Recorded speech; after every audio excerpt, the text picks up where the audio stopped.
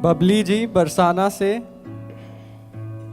महाराज जी के चरणों में दंडवत प्रणाम। गुरुजी, मैं और मेरे माता पिता 3 साल से परेशान हैं। मेरे को एक पीपल के पेड़ से भूतनी लग गई है। वो रात को रोज 11 से 2 तक हमारे पास आती है और बहुत भयानक रूप दिखाती है। और ढाई कुछ कहती है क्या? मैं तुझको मार दूं। तो तुम कहा करो मैं तुझको तार दूंगी। मैं लाडली जू की नगर की हूँ, लाडली जू की हूँ, तू कैसे मार पाएगी? बच्चा, कोई ऐसा सामर्थ्यशाली नहीं है कि लाडली जू के ग्राम में, लाडली जू के नाम में लगा हो उसे कोई भूत भूतली लग जाए।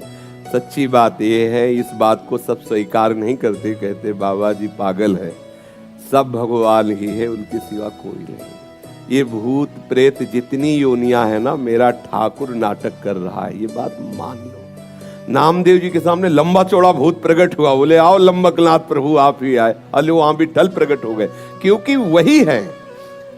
पंखे में, बल्ब में, हीटर में, फ्रिज में, यंत्र के आकार के कारण उस बिजली का प्रभाव बदल गया।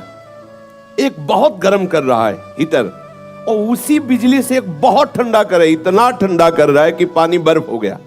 एक है जीवन दान दे रहा है, छू जाओ तो जीवन ले ले, वही बिजली, बिजली में कोई अंतर नहीं। ऐसे ही श्री कृष्ण रूपी बिजली सब अनंत ब्रह्मांडों में व्याप्त है। हम उधर देखें, जब कोई भयावह स्थिति आवे उस समय आप चिंतन करो मेरे प्रभु पधारे हैं, बिल्कुल नहीं। और ये तुम विश्वास कर लो कि राधा किशोरी के नगर में जन्मी, उनकी सखी हो, और राधा राधा जिभ्या से कहो, कोई छू नहीं सकता। बच्चा, बिल्कुल कोई नहीं छू सकता। आज से तुम डरना मत, पक्का? और जब तुम्हारे सामने कोई आए तो जोर से चिल्ला के कहना लाडली किशोरी राधा, फिर हमें बताना। करना तो तुम, ठीक है, ऐसा करना, और फिर हमें तुम बताना। अगली बार आना, बताना भूत कैसा है, कहाँ है भूत, ठीक है? फिर हम भूत के पीछे लग जाएंगे। हम महाभूत है। जब गंगा किनारे भ्रमण करते थे ना, तो काफी वर्ष गंगा जी की प्रदक्षिणा में किनारे किनारे व्यतीत हुए। नई अवस्था, तो जैसे कभी मन भयभीत करता ना कि यहाँ स्मशान है, कुत्ते लाश खा रहे हैं, कोई साथी ने बड़ा संन्यास मार्ग में, तो तत्काल चिंतन आता, जब सर्वम खलमिदम ब्रह्म, तो भूत की सत्ता कहाँ है? मन कहता नहीं है, तो हम वही स्मशान में जाके बैठते, बैठ दिखा कहाँ है, कौन है, क्या है? सही कहते हैं। पूरा जीवन पीछे का जो सन्यास का, पूरी गंगा जी के किनारे किनारे भ्रमण करना, कुछ यमुना जी का भी किनारा इछावर आदि के लिए, महा स्मशान काशी, जहां 1000 लाश रोज रखी मिलेगी, सैकड़ों चिताएं एक साथ जलती है। भगवान भूत भावन कैलाशपति की नगरी, जो महा स्मशान कहा जाता है, आप जाकर के देख लीजिए। मणिकर्णिका घाट में ऐसे लाशें रखी जैसे फूल मालाएं, और वहां चिता जलती ही रहती है। और उन्हीं घाटों पे कभी ऐसा नहीं हुआ कि भय लगे। भय तब है जब आप स्वीकार कर लो। अभी आपको भयभीत कर दे कि वो जरा सी हवा लगी पर भूत, वो भय। आप देख लो, बिना मतलब के भूत आ जाएगा आपके दिल, आवाज भी आने लगेगी। ये मनीराम बहुत विचित्र है, आपको बिल्कुल लगेगा कि वो कहीं कोई ऐसा नहीं। एक योनि है, भूत योनि है, जो कर्म बिगड़ जाने के कारण, जैसे धुंधकारी प्रेत योनि को प्राप्त, ऐसी योनि है। वो अपना कल्याण करने के लिए भगवत भक्तों के सामने आते हैं, भयभीत करने के लिए नहीं। जैसे भाई जी से हनुमान प्रसाद पोद्दार जी समुद्र के किनारे बैठे हुए नाम जप कर रहे थे, तो देखा कि एक पारसी पोशाक धारण किए हुए कोई सम्माननीय व्यक्ति खड़ा है। तो भाई जी माला पूरा के बोले साहब बैठ जाइए। तब वो ऐसे सांस ली और बोले आप बोले तो मेरे को हिम्मत पड़ी, डरना नहीं। तो भाई जी ने कहा हम क्यों डरेंगे? बोले मैं पुरुष नहीं हूं, मैं भूत हूं। तो एक बार तो भूत सुन करके लगता है कि भूत, तो भाई जी ने कहा कोई बात नहीं, भूत है तो आप यहाँ क्यों आए हैं? तो उनका मुझे पता है कि यदि आप चाह लोगे तो मेरा उद्धार हो जाएगा। तो उनका आप बताइए फिर आपका उद्धार कैसे होगा? मैंने जो भी भजन साधन, जो भी शास्त्रों का स्वाध्याय किया, आप बताइए मैं उससे मार्ग ढूंढूं। तो उनका गीता पढ़ने से मेरा उद्धार नहीं होगा क्योंकि गीता मुझे कंठस्थ है, भागवत पढ़ने से मेरा उद्धार नहीं होगा क्योंकि भागवत मुझे कंठस्थ है, मैं कोई साधारण प्रेत नहीं हूँ, मैं प्रेत लोक में भी बड़े सम्मान से रहता हूँ, थोड़ी बात बिगड़ गई है इसलिए मैं प्रेत योनि को बन गया हूँ। आगे बड़ा चरित्र है, भाई जी ने उनका उद्धार किया। बहुत सी प्रेत योनि की घटनाएं, कौन कौन प्रेत योनि में गया, कैसा कैसा, बड़ा उसमें विवरण है। तो ये एक प्रेत योनि है जो उनके कर्म बिगड़ जाते हैं। जैसे नंदगांव में गुफा में एक संत भगवान भजन करते थे, तो पीछे से आवाज आई, बाबा थोड़ी जूठन दे दो। तो मुड़ के देखा, कोई दिखाई नहीं दिया, एक कुत्ता दिखाई दिया। फिर आवाज आई, बाबा सुना ना है, थोड़ा जूठन दे दो। फिर मुड़े, कौन हो? तो बोले ये जो कुत्ता दिखाई दे रहा, मैं कुत्ता नहीं हूं, मैं प्रेत हूं।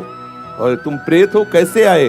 बोले मैं नंदगांव में नंदालय में ठाकुर सेवा करता था, ठाकुर जी के लिए अमनिया भोग आया, बिना भोग लगाए उसका प्रयोग कर लिया, उस अपराध के कारण मैं प्रेत बना हूं। मैं तुम्हारे पीछे कुत्ता का रूप धारण करके इसीलिए आ रहा हूं कि यदि तुम थोड़ी रोटी खा के जूठन दे दो तो मेरा अपराध खत्म हो जाए और मैं मुक्त हो जाऊं। बाबा ने कहा तुरंत लो, तो संत जन कृपा लो। तो ऐसा होता है, कोई न कोई कर्म बिगड़ जाने से ऐसी स्थिति आती। पर यह विश्वास रखना, हम अपने जीवन के अनुभव की बात कहते, ऐसे टच नहीं कर सकता कोई। त्रिभुवन में चाहे जितना बड़ा ब्रह्म राक्षस वेताल कोई भी हो, कोई स्पर्श नहीं कर सकता। यदि आप नाम जापक हैं, चाहे वो राधा नाम, कृष्ण नाम, कोई नाम जप कर रहे हो, नाम जापक को स्पर्श नहीं कर सकता। ऐसे कई घटनाओं में हमको दिखाई दिए हैं, ऐसा देखा है। वो निर्भय होकर, कोई भय नहीं लगा, ऐसा देखा। जैसे एक बार 3 बजे हम शौच के लिए कमंडल उठाया, तो जंगल में जाना होता था, कोई शौचालय की ऐसा, वो तो अभी कुछ वर्षों से शौचालय का ऐसी व्यवस्थाएं बनी नहीं, तो ग्रामीण आदि देशों में कहीं शौचालय पूरे नगर में नहीं होती थी, वो तो अभी व्यवस्थाएं हुई। तो कमंडल लेकर शौच के लिए निकले, तो देखा कि गांव के बाहर एक नववधू लोटा लिए शौच के लिए जा रही। तो हम खड़े हो गए कि ये जिस दिशा को जाए उससे विपरीत दिशा में हम, वो खड़ी हो गई। फिर विचार किया कि हमें लगता है ये यहीं शौच में बैठना चाहती, तो हमने रफ्तार बढ़ाई। जब रफ्तार बढ़ाई तो देखा कुछ दूर आगे जा रहे हैं, तो लगा कि ये तो पीछे खड़ी थी, आगे। हमारा ये था कि हम कभी डरने वाली स्थिति में अपने को नहीं खड़ा करते हैं। हमारे मन में आया कि नहीं नहीं, ये मेरा भ्रम है, वो हमसे आगे निकल गई होगी। जब वो आगे गई तो हम पीछे मुड़े, तो देखा हमारे दूसरे रास्ते में खड़ी। अब हमें पक्का विश्वास हो गया कि ये कोई स्त्री नहीं है, कोई पतित आत्मा है जो इस रूप में है। तो जोर से भगवान नाम उच्चारण खत्म किया, ना कोई भय और ना वो हमें दोबारा दिखाई दी। एक बार ऐसा हुआ कि सैमसी में जहाँ गुरु आश्रम है, तो एक खंडेर था, और हमें खंडेर बहुत प्रिय है शुरू से। ऐसा मतलब बिगड़ेल स्थान, पुराना वृक्ष या ऐसे कोई कुटिया, ऐसे पहले संन्यास मार्ग में ऐसे रहना अच्छा लगता था कि जहाँ जिसका किसी काल। तो रात्रि में उस खंडहर में जाकर के लेटे, वहाँ के लोगों ने रोका, आश्रम वाले लोगों, वहाँ मत जाइए। हम सोचा आश्रम के कई लोग यहाँ लेटते हैं तो बातचीत करेंगे, इसलिए एकांत। जे ही गए तो अंदर मंत्र चल रहा था, और एक छोटी सी टार्च सिराने, छोटी सी घड़ी दुप दुप वाली, क्योंकि उसे पता चले ना तो मतलब टाइम का, तो ऐसे रख के वैसे से थोड़ा ही लेटे, तो उस समय जटाएं बड़ी बड़ी थी, इतनी, तो ऐसे उनका तकिया की तरह जटा रखे, तो ऐसा लगा जैसे कोई हमें बहुत जोर से दबाने की चेष्टा कर रहा है। तो ऐसे देखा तो मुझे स्पर्श जैसा भी हुआ कि जैसे कोई कड़ा हाथों में एकदम। ऐसा कैसे हो सकता है? जब हम मंत्र जप रहे हैं तो कोई ऐसा कैसे हो सकता है कि कोई अशुभ आत्मा के छुए? तो टार्च लिया, बाहर निकले, कोई नहीं। मुझे लगा कि मेरी मानसिक बिगड़ेल बुद्धि हमको भयभीत करना चाहती है। नहीं नहीं, मैं नहीं मान। एक मन ने कहा यहाँ से हटके, वहां से हमको जिद्दी स्वभाव था, नहीं देखूं कैसा क्या, फिर वही जाके सोए। थोड़ी ही देर में फिर स्पष्ट अनुभव हुआ कि ऐसे, तब हम बैठ गए तत्काल मंत्र जपते हुए। फिर हम कहा आप यहाँ ठीक नहीं है, क्योंकि बार बार विक्षेप डालेगा। मंदिर में गए, उन लोगों से कहा, बोले आप जानते कि वहां है, आप क्यों गए ऐसा? तो हमने जीवन में देखा है कि अगर कहीं ऐसी प्रेत आत्मा आदि हो, वो आपको परेशान नहीं कर सकती। आपको जैसे गोकर्ण के सामने धुंधकारी प्रकट हुआ, कभी वो अग्नि बनता, कभी वो ये बनता, कभी भेड़ बनता, कभी सिंह, समझ गए अधोगति को प्राप्त। लेकिन कोई ऐसा नहीं कि उनका अनिष्ट करे और रो के कह रहा था कि मेरा उद्धार कर दो, मेरा कल्याण कर दो। तो ये प्रेत आत्माएं भगवत धामवासी, भगवान नाम जापक वैष्णवों के प्रति अपना कल्याण करने के लिए आती है। किसी को भी कभी घबराना नहीं चाहिए। यदि कभी ऐसी परिस्थिति हो तो उच्च स्वर से नाम कीर्तन करने लगना, विश्वास करना, तुम्हें छू नहीं सकता कोई। ये हम इसलिए सत्ता नहीं मानते। जैसे कभी कोई प्रश्न करता है तो कह देते मेरे भगवान ही भूत रूप में आए। ये एक स्थिति है, एक भावना की स्थिति जो सत्य भावना है। वासुदेवा सर्वमिति, तो सब प्रभु ही है और सच्ची बात सब प्रभु ही है। लेकिन ये जो अगर हम उस स्थिति को नहीं पहुंचे तो पक्का समझ लो कि अगर प्रेत योनि का कोई भी जीव तुम्हारे सामने आता है और तुम भगवान नाम जप कर रहे हो तो तुम्हें कभी परास्त नहीं कर सकता। और एक मतलब चूंकि अब श्री किशोर जी की चरण शरण में है इसलिए उस मंत्र का प्रयोग नहीं करते। ये मंत्र ऐसा है कि इस मंत्र के उच्चारण मात्र से कहीं भी भयानक प्रेत हो, कहीं भी कुछ हो, सब नष्ट हो जाएगा।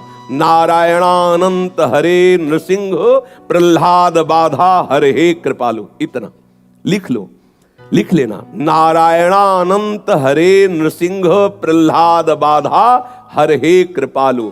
इतने का हमने प्रभाव देखा, कहीं भी कोई भी विघ्न स्पर्श नहीं कर। नारायणानंत हरे नृसिंह प्रहलाद बाधा हरे कृपालु, इतना है। पर श्री किशोर जी के शरणागत की गर्दन उतर जाए तो भी ना बोले इसे। ये हम इसलिए बोल रहे हैं कि मतलब जो नहीं जुड़े हैं, अगर उनको ऐसा लगता है तो ये लाखों बार प्रयोग किया हुआ मंत्र है, आप देख लेना।